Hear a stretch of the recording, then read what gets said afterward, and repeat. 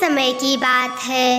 एक गांव में दो भाई रहा करते थे, जिसमें बड़ा भाई का नाम रमन और छोटे भाई का नाम सुखवन था।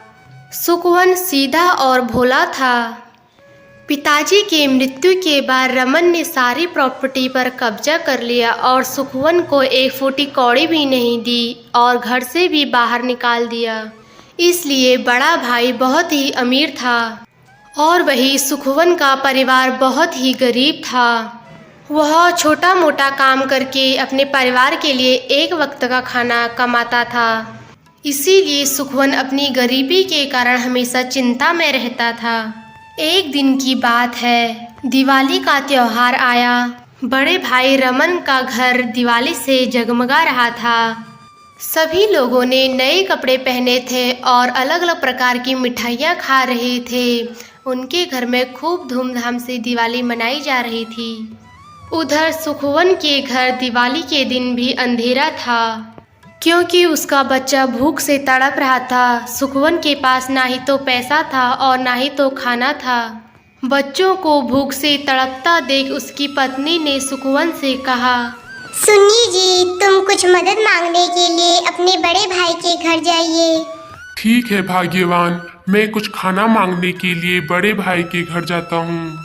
और इतना कहकर सुखवन अपने बड़े भाई के घर को जाने लगा। बड़े भाई का घर पहुंचते ही सुखवन ने अपनी सारी बातें अपने बड़े भाई को बताई और कहा, भाई, मेरे घर में खाने के लिए अन्न का एक दाना नहीं है। मेरी बच्ची भूख से तड़प रहे हैं। कृपया तुम मेरी मदद करो। मुझे थोड़ा भोजन और कुछ पैसे दे दो। जब मेरे पास पैसे आ जाएंगे मैं आपके पैसे आपको लौटा दूंगा। तुम्हारे पास पैसे होते ही कहाँ हैं? तुम मुझे क्या पैसे लौटाओगे? तुम एक भिखारी हो और भिखारियों की मदद मैं कभी नहीं करता। चले जाओ मेरे घर से। ऐसा कहकर रमन ने छोटे भाई की मदद नहीं की और उसे घर से भी बाहर निकाल दिया। दुखी मन से सुखवन अपने घर को लौट आया। सुखवन को समझ नहीं आ रहा था कि वह कैसे अपने बच्चों के लिए खाने का इंतजाम करे। तभी उसे चलते चलते रास्ते में एक बूढ़ा व्यक्ति दिखाई दिया। उस बूढ़े व्यक्ति ने सुखवन से पूछा, बेटा, तुम इतनी दुखी क्यों हो? आज तो दिवाली है, खुशियों का त्योहार है। इस पर छोटे भाई सुखवन ने बूढ़े व्यक्ति को अपनी पूरी व्यथा सुनाई। तुम अगर मेरा ये लकड़ियों का ढेर मेरे घर तक पहुंचा दोगे तो मैं तुम्हारी कुछ मदद कर सकता हूं और तुम्हें अमीर बना सकता हूं। छोटा भाई सुखवन मान गया और लकड़ियों का ढेर सर पर रखकर बूढ़े के घर पर पहुंच गए। घर पहुंचने पर बूढ़े व्यक्ति ने छोटे भाई को एक मालपुआ देकर कहा, तुम यह मालपुआ लेकर जंगल की ओर जाओ। वहां तुम्हें 3 अजीब पेड़ दिखेंगे जिसके पास एक गुफा होगी। गुफा के अंदर जाओगे तो तुम्हें 3 बौने मिलेंगे। तुम यह मालपुआ उन 3 बौनों को दे देना, क्योंकि उन्हें यह बहुत पसंद है और इसके लिए वह हर कीमत चुकाने को तैयार होंगे।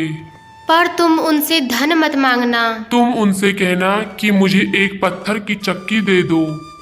इतना सुनकर छोटा भाई जंगल की ओर जाने लगा। चलते चलते वह गुफा की ओर पहुंच गया, जहां उसे 3 अजीब पेड़ भी दिखाई दिए और गुफा भी दिखाई दी। अरे, मुझे तो गुफा मिल गई है, अब मैं इसके अंदर जाता हूँ। उस गुफा के अंदर 3 बौने बैठे हुए थे, जहां सुखवन ने उन्हें वह मालपुआ दिया। मालपुआ को देखकर बौने बहुत खुश हुए और उन्होंने सुखवन से कहा, बताओ सुखवन, तुम्हें क्या चाहिए? मुझे एक पत्थर की चक्की दे दो। बौनों ने भी उसे खुश होकर वह चक्की दी और कहा, यह कोई मामूली चक्की नहीं है। चक्की चलाने पर तुम जो मांगोगे तुम्हें वो मिलेगा, और जब तुम्हारी इच्छा पूरी हो जाए तो इस पर एक लाल कपड़ा डाल देना, जिससे कि सामान निकलना बंद हो जाएगा। और वह खुशी खुशी चक्की को लेकर अपने घर को आ गया। घर पहुंचते ही उसने उस चक्की को आजमाया। चक्की चक्की चावल निकाल। चक्की ने ढेर सारा चावल निकाला, फिर दाल निकाली, फिर आटा निकाला। इस तरह चक्की से खाने के लिए ढेरों सारे सामान मिल गया। जिससे कि सभी ने खाना खाया। छोटा भाई ने चक्की को लाल कपड़े से ढककर चैन से सो गया। चक्की में से जो भी सामान बच गया था उसे छोटा भाई अगले दिन बाजार में बेच आया। इस तरह वह चक्की से कुछ न कुछ सामान निकालकर उसे बाजार में बेच आता था। कभी बादाम, कभी घी, नमक और कपास बेच बेच कर वह एक दिन अमीर आदमी बन गया। उसकी इस तरक्की को देख उसका बड़ा भाई उससे जलने लगा। वह सोचने लगा वह इतना अमीर कैसे बन गया। और एक दिन रात को रतन अपने छोटे भाई के घर में छिप गया और उसने अपने छोटे भाई को उस चक्की से सामान निकालते हुए देख लिया। और अगले दिन जब छोटा भाई अपना सामान बेचने के लिए बाजार गया तो बड़े भाई रतन ने बड़े चालाकी से उनके घर में घुसकर वह चक्की चुरा ली। उसने सोचा मैं गांव छोड़कर कहीं दूर बस जाऊंगा, क्योंकि उसके हाथ में एक जादुई चक्की आ गई थी। वह जल्दबाजी में सब छोड़कर अपने परिवार को लेकर समुद्र की ओर जाने लगा। समंदर में जाकर वह एक नाव में बैठे तो उसकी पत्नी ने पूछा, यह सब क्या है? तुम नाव में बैठो, मैं तुम्हें आगे चलकर बताता हूँ। समंदर के बीचों बीच में जाकर उसने अपनी पत्नी को दिखाने के लिए चक्की से कहा, जादुई चक्की, नमक निकाल। जादुई चक्की में से नमक निकल रहा था, जिससे राजा बहुत ही खुश हुआ। परंतु चक्की में से नमक निकलता ही रहा, क्योंकि बड़े भाई रतन को जादुई चक्की बंद करनी नहीं आती थी। तो नमक के भार से नाव सहित पूरा परिवार ही डूब गया। कहते हैं कि वो चक्की अभी भी चल रही है, इसलिए समुद्र का पानी खारा है। इसीलिए रतन के लोभ ने रतन को ही डुबो दिया।